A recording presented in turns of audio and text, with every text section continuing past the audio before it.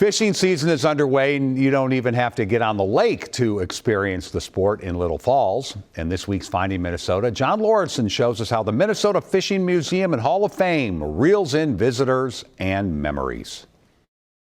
The first thing they say is, "Oh my gosh, it's bigger than I thought." There are more than 20,000 artifacts in the Minnesota Fishing Museum, from old-time rods and reels to vintage lures and motors. What's unique is that everything you see here has been donated. You never know what you're going to find in the bottom of a tackle box. Some people will actually be walking through the museum and they're like, "Well, I didn't see one of these and I have one, so I'm going to bring it in." That's exactly what Al Baert was hoping for when he co-founded the museum in 1998. Executive Director Brenda Perlowski says Al wanted this to be a place where fishtails are fact, not fake. These are replicas of the state record. The northern pike right here, 45 pound, 12 ounces. People come in and look at these fish and they're like, "Man, I want to catch one like that." A stroll down memory lane includes a stroll down Motor Alley. There are more than 100 boat motors on display. There we go.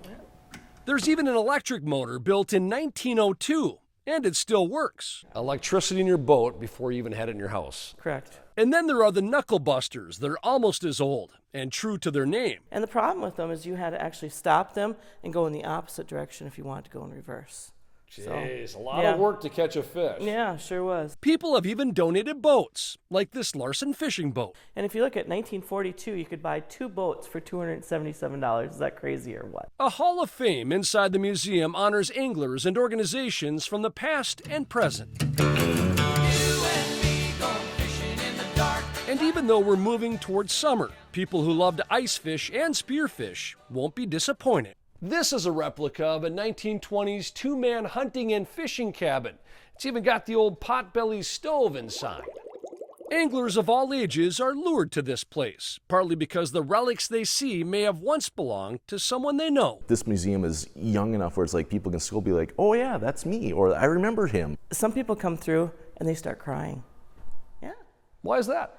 You know, I don't know if it's just like they're remembering somebody that they used to fish with, or just they start reading some of the stories, but I think it's just memories. Catching and keeping memories of family, friends, and fishing. Because fishing really does relax, relieve stress.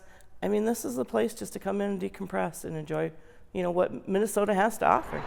In Little Falls, with photojournalist Dave Schwab, John Lauritsen, WCCO News. The museum is open Wednesday through Saturday. The Hall of Fame induction will take place in September, and the annual fishing tournament is in October.